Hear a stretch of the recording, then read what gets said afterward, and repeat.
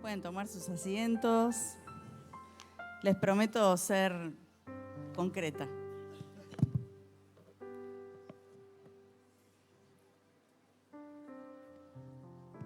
¿Cuántos estuvieron en el taller de ayer? Buenísimo. Bueno, más o menos la mitad estuvieron, ¿no?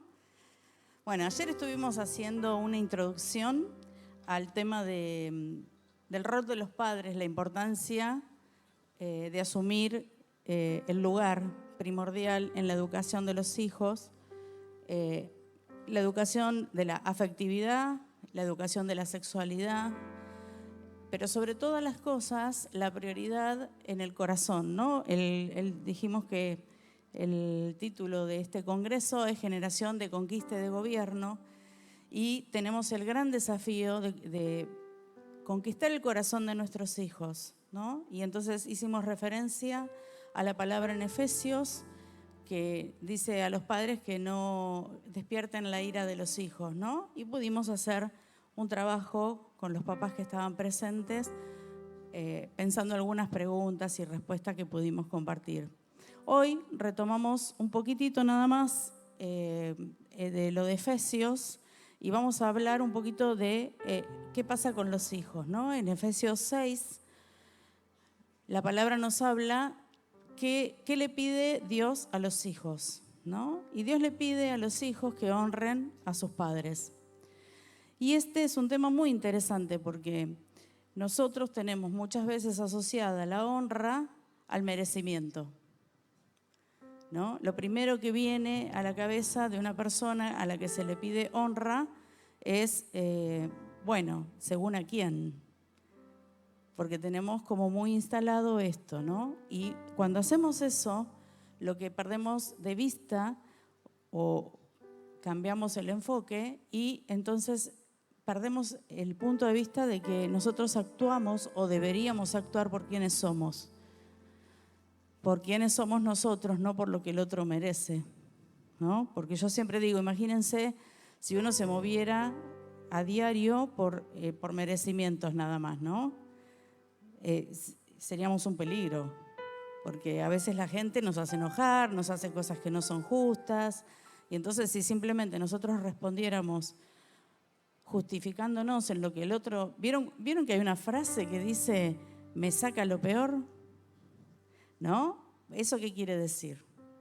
Quiere decir que es verdad que hay estímulos que nos generan emociones, pero nunca podemos responsabilizar a los otros de lo que hacemos nosotros con eso que sentimos, ¿no?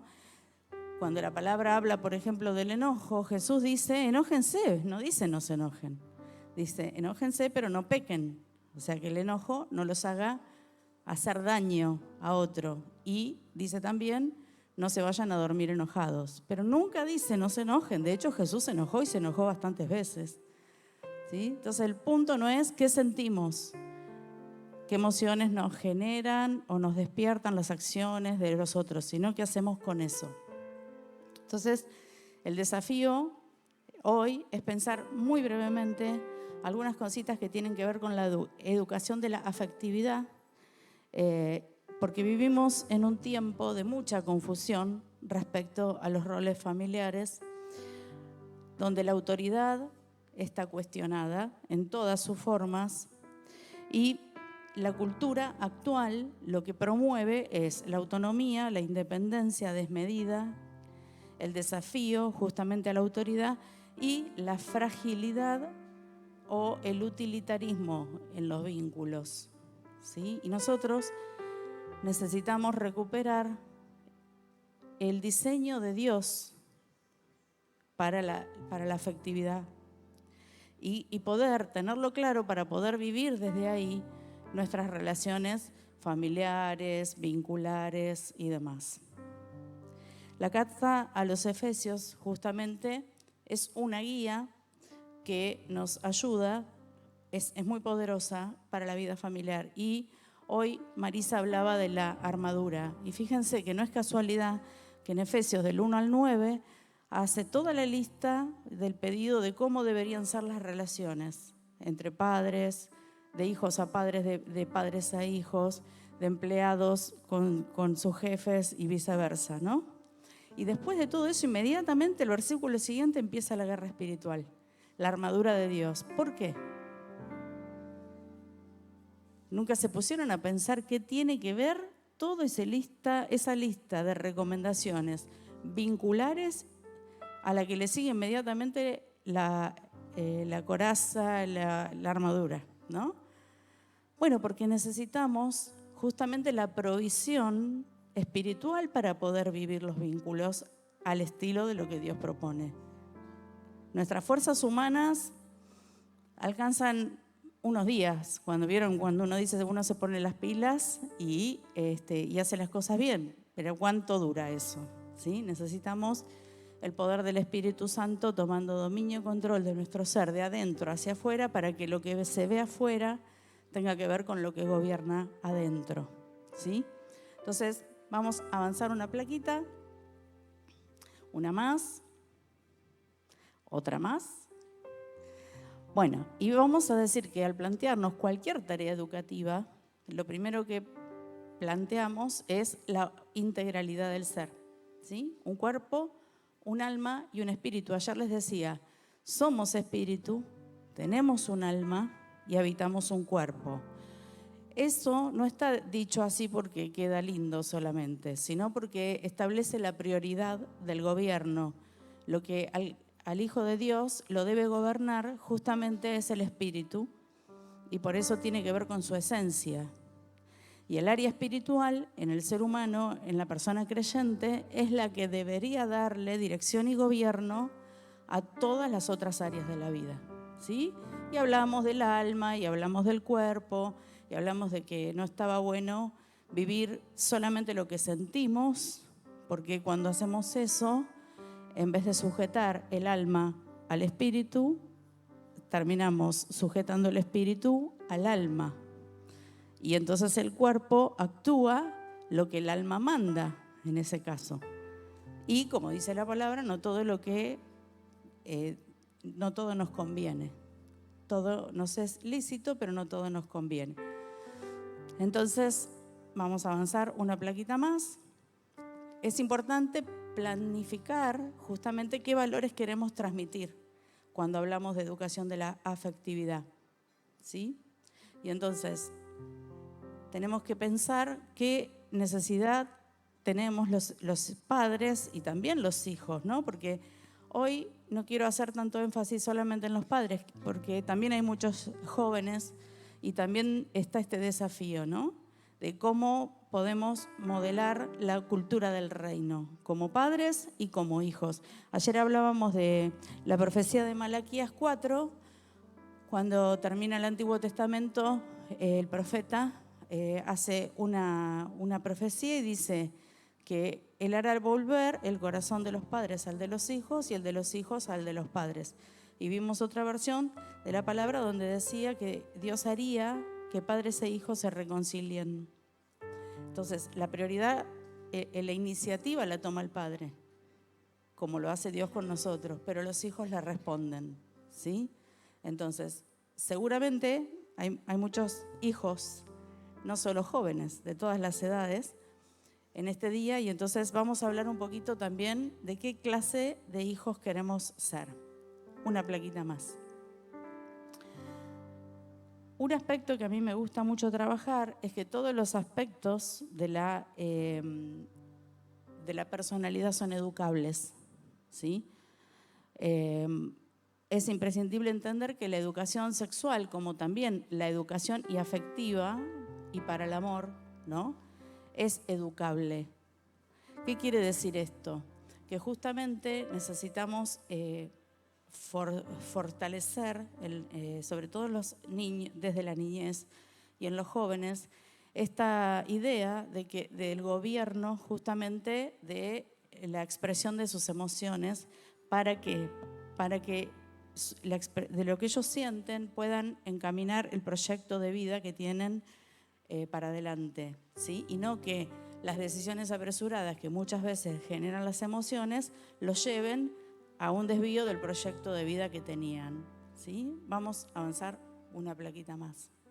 Entonces, la educación sexual comienza con lo que modelamos, ¿sí? Con lo que los hijos ven en la cotidianeidad de la vida de una familia. A veces nosotros en Adrogué hacemos charlas para padres y cuando hacemos las charlas de 0 a 3, los dividimos por edades, ¿no? Y entonces hacemos educación sexual y afectiva de padres de niños de 0 a 3 años y casi no vienen. ¿Por qué? Porque desde el sentido común lo que pensamos es, de 0 a 3 años, ¿qué le voy a enseñar a un chico sobre sexualidad? Y en realidad son las bases imprescindibles. Yo escuchaba estos días cuando el pastor Satirio hablaba de los escombros, ¿no? Que habíamos corrido los escombros. Y yo digo que los escombros son los que se utilizan en los cimientos de una nueva construcción. Entonces, siempre delante de Dios tenemos la posibilidad de hacer las cosas nuevas porque es promesa del Señor. No importa si no me salió la construcción familiar tan perfecta como la tenía en la cabeza, como lo soñé, como lo planeé. Capaz que delante de mi vista tengo un montón de piedras que lo único que hacen es juntar mugre y pienso que ya no hay nada más para hacer.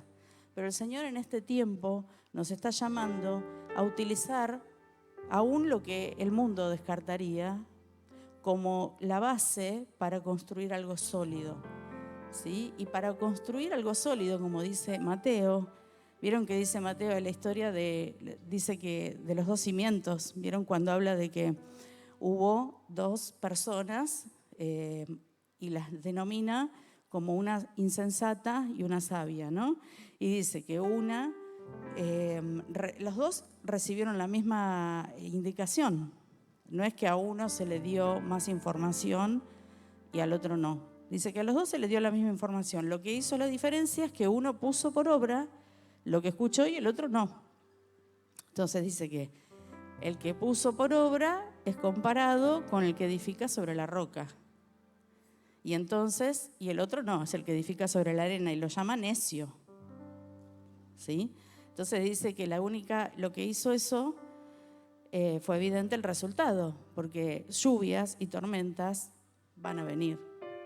Creo que todos a veces especulamos con la fantasía de que ojalá no haga falta tener la casa bien cimentada porque anhelamos que no vengan lluvias y tormentas. Pero la realidad es que la palabra nunca nos dijo ni que no íbamos a tener aflicción, ni que no iban a venir lluvias ni tormentas. Lo que sí va a haber es diferencia respecto de cuáles son los cimientos, dónde están puestos los cimientos. Y para que los cimientos sean sólidos, necesitamos fundamentarlos en Cristo.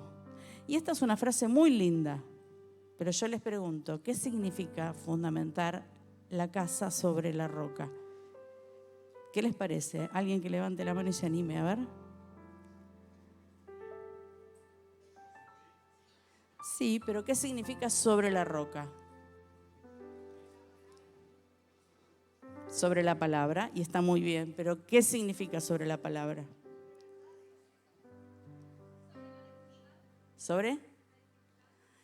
En realidad, la palabra habla de que Cristo es la roca, ¿no?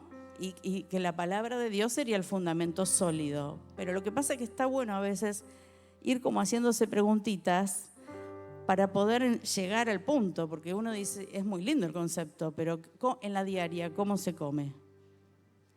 Bueno, se come buscando aquellos principios en la palabra que le dan fundamento a nuestras decisiones y poniendo de costado el sentido, nuestra propia interpretación, porque muchas veces, vieron, la Biblia dice no seas sabio en tu propia opinión, ¿no? Entonces necesitamos tamizar, pasar por el tamiz de la palabra del Señor muchas de nuestras decisiones, ¿sí? Entonces, vamos una plaquita más. Los objetivos de la educación sexual, dice ahí, ¿no? Bueno, ayer les decía a los papás que es una atribución prioritaria de los padres. ¿Por qué? Porque justamente por la relación afectiva que recorre todo el desarrollo de la vida de una persona y por el interés superior del padre de que al hijo le vaya bien, ¿no? nadie tiene la posibilidad de influir de la misma manera sobre la educación de la afectividad de los hijos como pasa con los papás, ¿sí? Entonces necesitamos asumir este compromiso, esta responsabilidad, pero también esta oportunidad. Vamos, una más. Y estas las quiero pasar rápidas porque me quiero detener en las últimas plaquitas nada más. Es importante comprender que la afectividad tiene distintas manifestaciones, ¿sí? La afectividad es la capacidad de ser afectado por algo o por alguien, ¿sí? Y los seres humanos tenemos esa capacidad. Entonces, fundamentar la casa sobre la roca, en este caso, sería no tener en cuenta los afectos ni los sentimientos, porque durante mucho tiempo, sobre todo en los ámbitos de iglesia, se ha demonizado un poquito el tema de las emociones, porque está bien que no está bueno pensar que las emociones sean la brújula de nuestra vida, ¿sí? Pero tampoco está bien pensar que están mal, porque si Dios nos diseñó con emociones, Dios no hace nada mal. Entonces, si Dios nos dio esa capacidad de tener emociones, para algo bueno será, ¿sí? El punto no es si son buenas o malas las emociones, el punto es pensar si el fruto de esas emociones, si mi vida va a estar guiada por mis emociones o si yo las voy a tener en cuenta como una fuente de información para poder ver qué es lo que tal vez necesito cambiar, porque muchas veces vieron que la emoción es fugaz, ¿no? Es un momento que algo externo que alguien hace o interno, algo que yo pienso, ¿no? Genera una reacción. Y eso es fugaz, dura segundos. Pero muchas veces nosotros nos vemos que esa emoción deja de ser fugaz y se establece en el tiempo. Y cuando una emoción se establece en el tiempo, por ejemplo, la tristeza o por ejemplo el enojo, en realidad se convirtió en un estado de ánimo. Y el estado de ánimo se puede intervenir. La emoción no, porque acá lo que les quiero decir es esto. Vamos a avanzar una plaquita más que habla de los niveles, una más, habla de los niveles, ahí está, de intervención inteligente de parte de los padres en la educación de los hijos. Ahí dice, muy poca intervención en la emoción. ¿Qué quiere decir eso? Que cuando un niño tiene una emoción, lo único que uno tiene que hacer, o un adulto, porque esto no es solamente para los niños, lo único que uno tiene que hacer es contener en ese momento. En el momento de la emoción no se cuestiona demasiado lo que el otro está sintiendo, ¿sí? Por eso dice muy poca intervención ahí, más que el consuelo, más que el abrazo, más que la empatía. En la emoción hay que contener. Dice que hay que tener más intervención, acá la veo mejor, en los sentimientos y en los estados de ánimo. ¿Por qué? Porque los sentimientos y los estados de ánimo son la parte cognitiva de esa emoción, ¿sí? La emoción es pura biología, para decírselos así, duro y fácil. Pero ya el sentimiento y el estado de ánimo interviene lo cognitivo, o sea, la interpretación que yo hago de eso que estoy sintiendo. Y ahí sí tenemos que poder intervenir, tanto con las personas adultas como con los niños, ¿sí? Porque ahí es donde se genera después la respuesta, ¿sí? Y finalmente dice que en la pasión lo que hay que tener es una acción preventiva, es decir, anticipatoria. ¿Por qué? Porque la pasión justamente es la que deja el filtro de la razón de lado. ¿Entienden? Entonces ahí sí vienen a veces las acciones compulsivas o impulsivas, y en eso sí tenemos que poder ser más, poner más un poquito el foco, ¿sí? Vamos a avanzar una más. Entonces, una buena pregunta para hacerse es, ¿las respuestas afectivas son verdaderamente libres? ¿Qué piensan?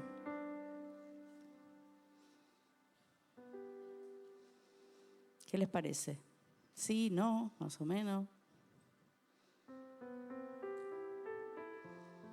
Ninguno se anima. Sin miedo. No es un examen. A ver, ¿qué dicen por ahí? ¿Sí? Por acá dicen que no. ¿Por qué? ¿Qué les parece?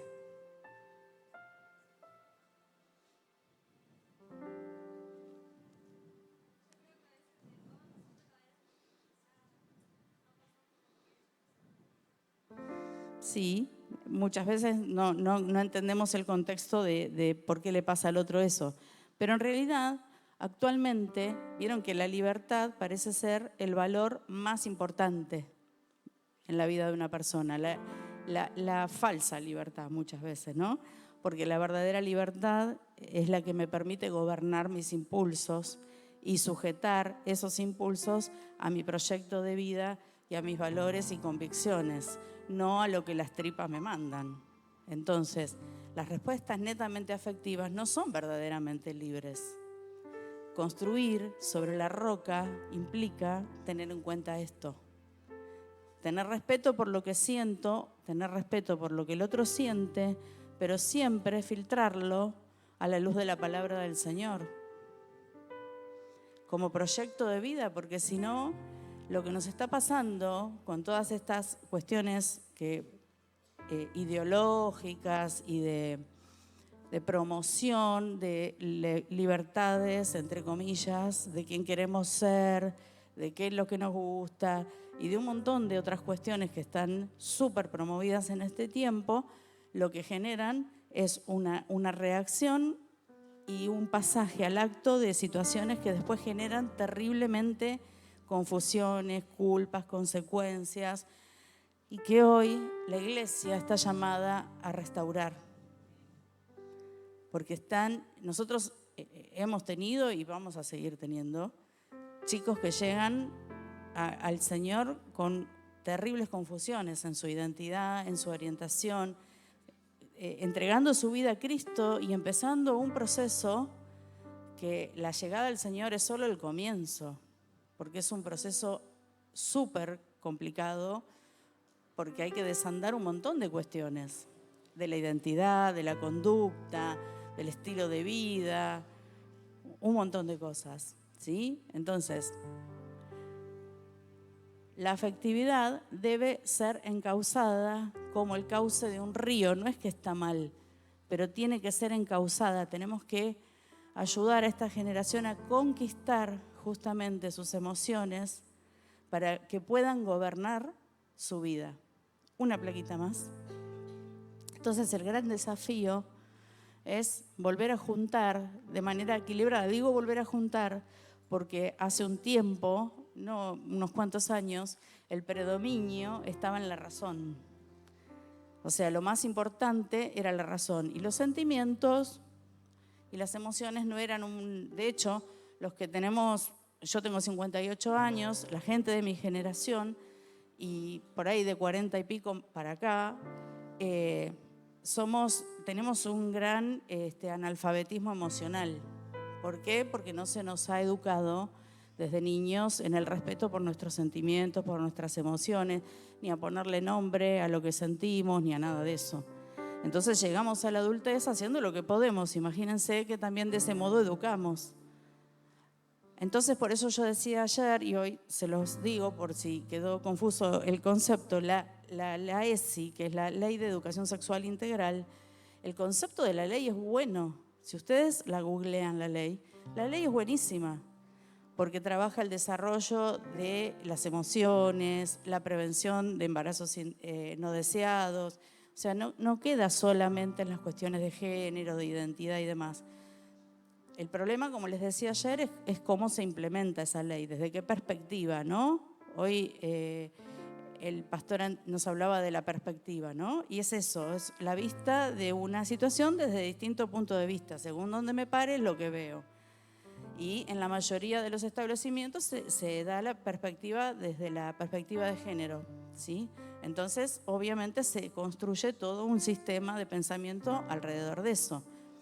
Pero los chicos tienen hoy la oportunidad en el colegio de ponerle nombre a sus emociones, de entenderlo, La vez pasada una paciente me hizo reír mucho porque me contaba que llegó la nena de 5 años del jardín y ella estaba enojada, no sé por qué situación, y la mira a la madre y le dice, vos estás re frustrada, ¿no? Entonces, es gracioso porque son chiquitos y ya pueden ponerle nombre a lo que sienten. Y eso es un montón. Está muy bueno. ¿Y qué pasó entonces? Pasamos de la era donde el predominio lo tenía la razón a la era donde el predominio lo tiene la emoción.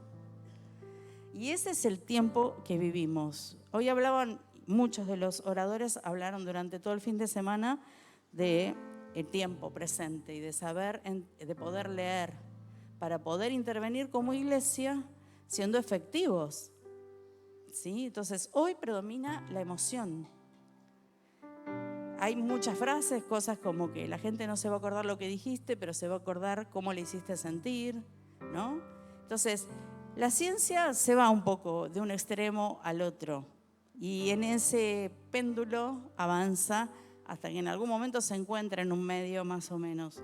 Eso es lo que necesitamos encontrar, un medio entre la razón y los sentimientos, una dupla imprescindible porque ese cambio de paradigma lo que hizo es pasar de la mirada del ser humano como un ser racional que siente a pensar al ser humano como un ser emocional que razona. Y eso lo cambia todo, chicos. Porque si nosotros pensamos que somos seres emocionales que además razonamos, el dominio que él no tiene, la emoción. Y la emoción, como dice la palabra, no siempre es la mejor brújula para nuestras decisiones. ¿Sí? Una plaquita más. Entonces, ¿cuáles son los pilares que sostienen la educación de la sexualidad y de la personalidad? Bueno, las habilidades intrapersonales. ¿Alguien sabe de qué se tratan las habilidades intrapersonales? ¿Más o menos? ¿Alguna idea? Las habilidades intrapersonales son aquellas habilidades que nos permiten relacionarnos con nosotros mismos, intra. ¿Sí? Entonces, esas habilidades tienen que ver, uno de los pastores lo habló estos días, tenía que ver con el autocontrol, el autoestima, hablamos de todo eso, ¿no? ¿Y por qué lo ponemos primero? Porque si nosotros no ayudamos a los chicos a trabajar primero la inteligencia intrapersonal, ¿no? El desarrollo de una autoestima equilibrada, que puedan registrar las emociones que tienen y regularlas en su expresión, ¿sí? Si no ayudamos a que desarrollen eso, va a ser difícil que tengan y que tengamos nosotros buenas relaciones interpersonales. Porque muchas veces ponemos el foco en el vínculo con los otros, ¿no?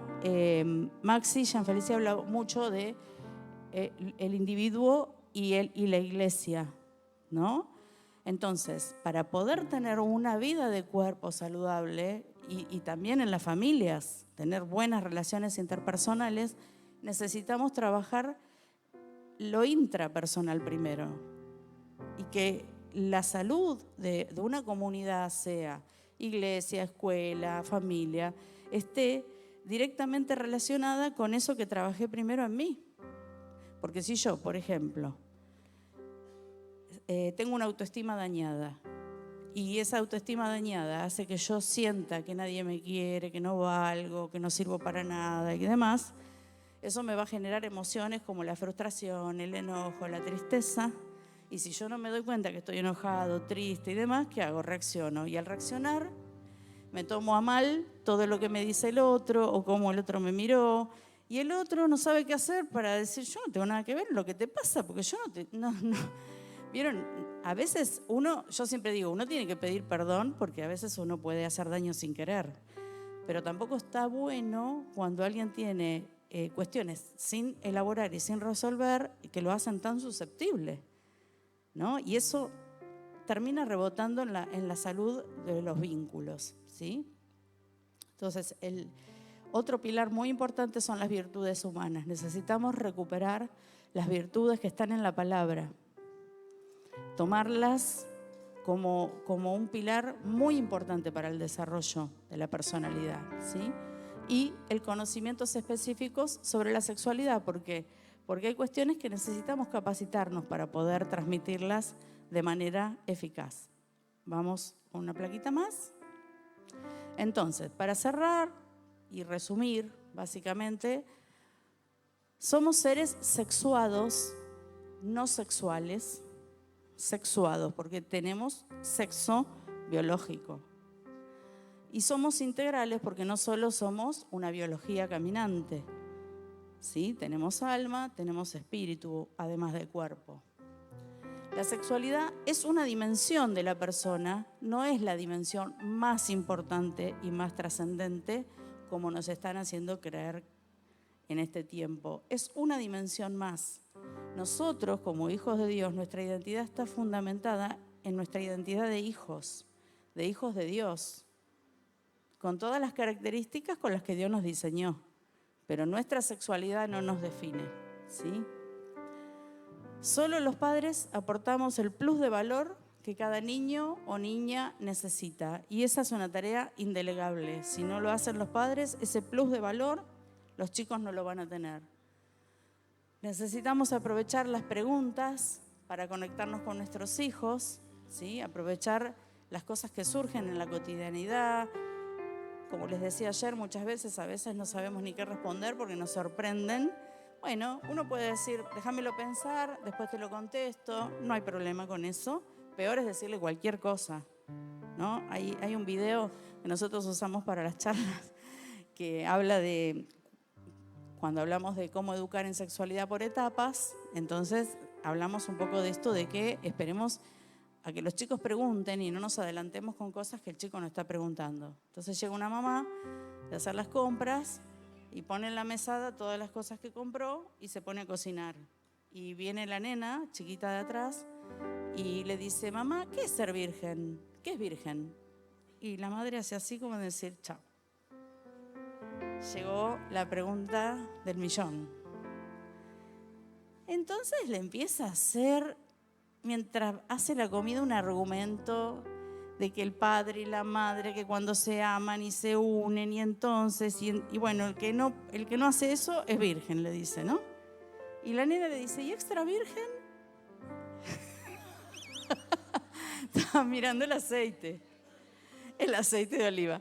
Entonces está muy buena esa publicidad, porque es muy gráfica de lo que a veces suponemos, porque el ser humano, al ser el adulto, al estar atravesado por un montón de conceptos y demás que el chico no tiene, nosotros leemos y escuchamos desde nuestra perspectiva y no desde la perspectiva del chico. Entonces un buen tip es, cuando me preguntan algo, poder decirle, ¿y vos qué sabes de eso? ¿Por qué me preguntas de esto? Entonces, de alguna manera, me vuelve algo de dónde... Porque la nena ahí le hubiera dicho por el aceite y listo, se acabó el problema. No era el momento. ¿Entienden? Entonces, preguntar siempre, repreguntar antes de contestar. Y no dar más información de la que el chico está pidiendo, porque entonces ahí sí podemos complicarle la cabeza al chico con algo que todavía no tiene la madurez para entender. Sí, eso está bueno. Entonces, el gran desafío de hoy es llegar antes. Y con esto arranqué el taller de ayer y con esto me gustaría cerrarlo. Mari, si me querés acompañar a cerrar no sé si hay una plaquita más, a ver. Ahí está, nos vamos a quedar con esa frase. Los padres deben cambiar el paradigma de huir por el de aprovechar la oportunidad para llegar antes. Mi deseo más grande con este trabajo que nosotros estamos haciendo es dejarles sembrado el anhelo de ser padres de influencia.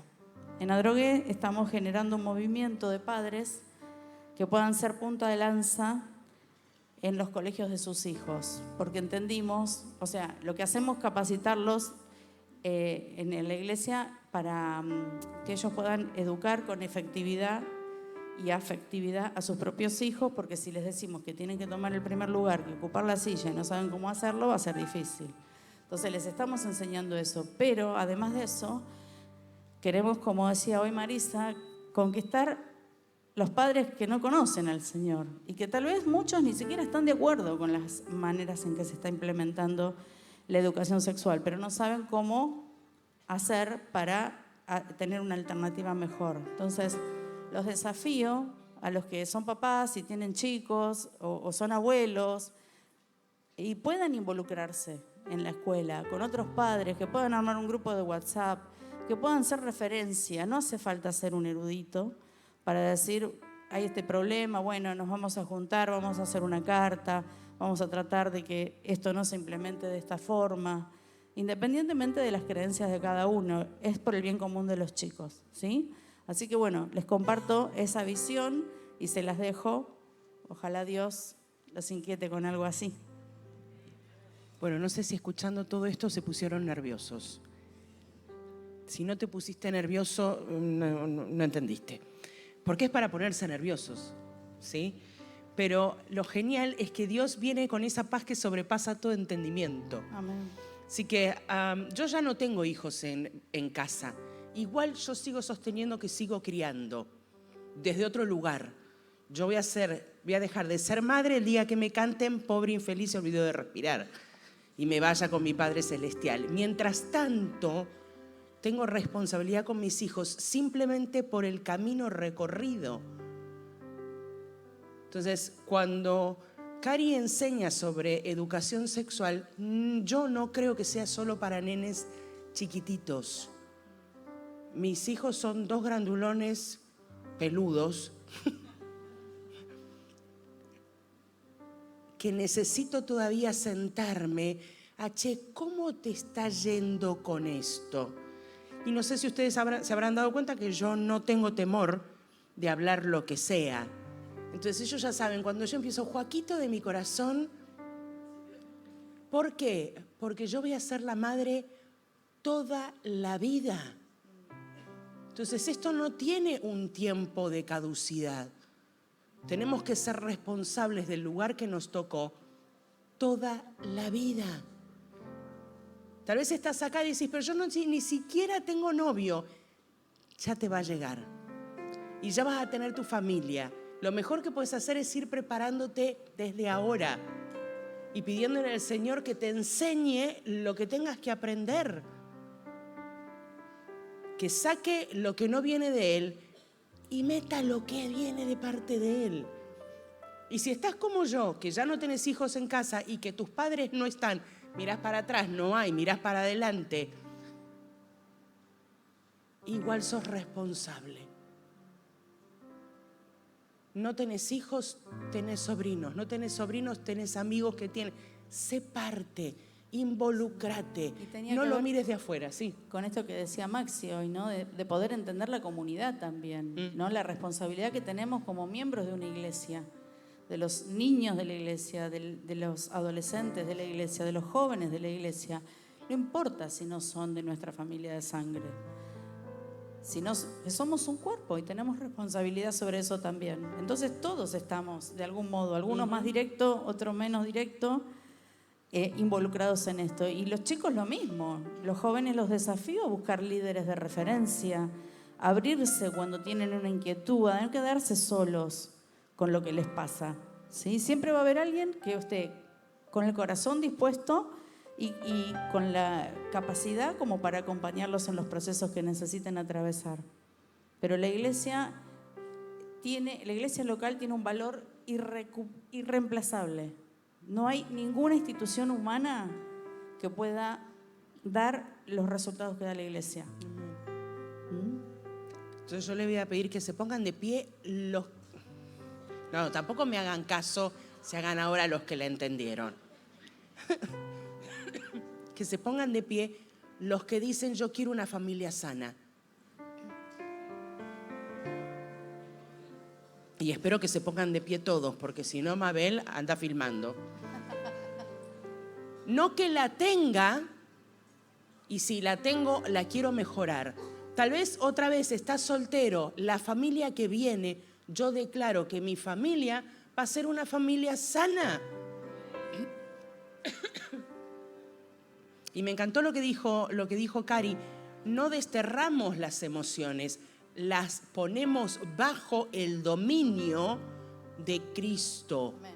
Y entonces puedo sentir de una manera sana. Entonces hay una imagen que a mí me encanta, que dice que cuando el sacerdote llegaba al lugar santo, no santísimo, santo, estaba la mesa de los panes de la proposición, que representaban a los pueblos, representaban las tribus. ¿Había cuántos? 12. Representaban cada tribu. Y dice que el sacerdote los tomaba en sus manos y los mecía, levantándoles, ofreciéndoselos a Dios. No los tiraba, aunque a veces uno quisiera ofrecer a sus hijos en holocausto. No lo hagan, no está bien. No ese es el concepto. Veo que no soy la única. Era tomarlos y mecerlos. ¿Vieron que cuando queremos calmar a un bebé, automáticamente hacemos este movimiento? ¿No? Porque pareciera que una paz viene. Bueno, esta tarde te invito a que puedas levantar las manos, no así, porque así se te van a caer. Así, esto es mecer. Los pongo en la mano y voy a mecer delante de la presencia de Dios mi familia, la que tengo y la que no tengo. Para atrás y para adelante. Si tenés a tus papás, incluí en esto. Tenés hijos, incluílos, incluí a tu cónyuge. Entonces te invito a que lo hagas. Prueben, que está bueno, hacer caso. Y cerrá los ojos y mecelos. Nadie puede mecer a los tuyos en la presencia de Dios como lo haces vos. Nadie tiene el amor por los tuyos como lo tenés vos. Nadie tiene la responsabilidad sobre los tuyos como vos. Y nadie tiene la oportunidad de influenciar en los tuyos como la tenés vos. Así que te invito a que cierres los ojos y les pongas nombre. Mira, yo delante de Dios esta tarde voy a mecer a Bernardo, a Joaquín, a Calu, a Seba, a Luz. Y honro la memoria de mis papás porque también están en esta ecuación. Y honro la memoria de mi suegra y voy a mecer delante de la presencia de Dios a mi suegro que también forma parte y a mis hermanos, los de sangre y los de la familia de Cristo. Pero sobre todo voy a mecer a mi casa. Y no ofreciéndola, sino entendiendo que lo mejor que le puede pasar a mi casa es que Cristo sea el centro. Y que todo pase por Cristo. Y que nuestras relaciones interpersonales pasen por Cristo. Y que nuestras emociones pasen por Cristo. Y que nuestras decisiones estén bajo la voluntad de Cristo. Señor, esta tarde mecemos nuestras casas, decretando juntos casas sanas, relaciones interpersonales sanas. Levanta la voz. Este es un ámbito donde la presencia de Dios es tangible. Chicos, tenemos que arrebatarle al diablo que se metió en nuestras casas. Nos está robando la familia. No se lo puedo permitir. Yo y mi casa vamos a servir a Jehová. Eso quiere decir que mi casa va a estar llena de la presencia de Dios. Pero tengo a mis hijos apartados. Levántate temprano. Camina por tu casa. Ungí tu casa con aceite extra virgen. Y declará. Anda de noche cuando tus hijos duermen. Ora por ellos. No los despiertes, no hace falta. Espíritu a espíritu. Señor, en el nombre de Jesús, yo declaro mis hijos bajo tu cuidado. Señor, dame las palabras correctas para hablarles. Tenés una distancia con tus papás. Anda vos. No esperes que vaya otro. Que esta tarde Dios nos dé la sabiduría para tener relaciones interpersonales sanas. Y esto arranca, como decía Cari, primero conmigo. Así que te invito a que ahora sí levantes las manos y le digas al Señor, yo necesito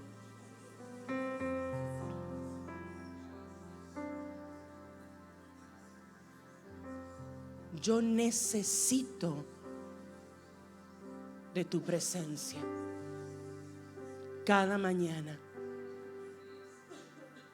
Yo necesito estar sano para que mis relaciones interpersonales sean sanas. Así que, Señor, esta tarde tenés la libertad de mostrarnos si hay algo que hay que resolver. Y sé activo. Bueno, mañana lo hago. No. Hacelo esta noche cuando vuelvas. Si tenés que hablar con tus hijos, hablás. Si tenés que hablar con tu cónyuge, lo haces. Si tenés que llamar a tus papás, los llamás, les mandás un mensaje. Hacé algo que rompa con lo que el diablo estuvo tratando de hacer. Y otra vez juntos declaramos familias sanas, relaciones interpersonales sanas. En el nombre de Jesús. En el nombre de Jesús. Esto es legado. Esto es herencia. Si yo tengo una familia sana, va a ser más fácil que mis hijos tengan una familia sana. En algún punto somos una generación bisagra. No importa de la historia que venís, importa la historia que estás formando a partir de ahora. Entonces, mira tu casa con los ojos de Cristo. Mira tu casa con los lentes con los que Dios los mira. Y empezá a trabajar para que eso sea una realidad. Porque en Cristo todo es posible. En el nombre de Jesús. Para cerrar, les dejo la profecía de Malaquías. La promesa de que Dios va a hacer que padres e hijos se reconcilien. Y saben que habla de que, dice, yo envío al profeta Elías. Y uno dice, pero ¿cómo Elías? Si Elías fue antes. Porque el profeta Elías es la encarnación de que, como Juan el Bautista, el que prepara el camino, ¿sí? Entonces, es un llamado que Dios está haciendo de preparar el camino del Señor para poder transitarlo con la familia. Y es el único camino para construir relaciones sanas. Así que les bendigo enormemente y espero que Dios siembre ahí en el corazón de los padres una semillita para intervenir a tiempo en este tiempo. Dios les bendiga.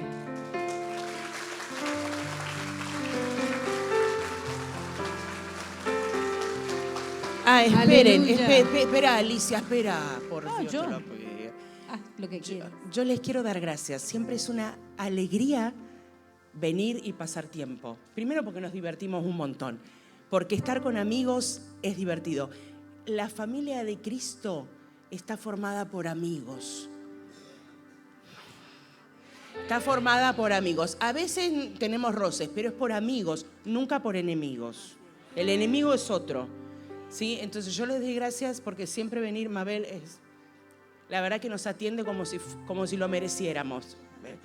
Una maravilla. Así que gracias por la oportunidad una vez más y nos vemos el año que viene. Gracias, chicas. Muchas gracias. Gloria a Dios. Amén. Mira, decirle al que está al lado, somos amigos. Somos amigos. Gloria al Señor. Quiero que me presten atención para dos cosas. La primera es que recuerde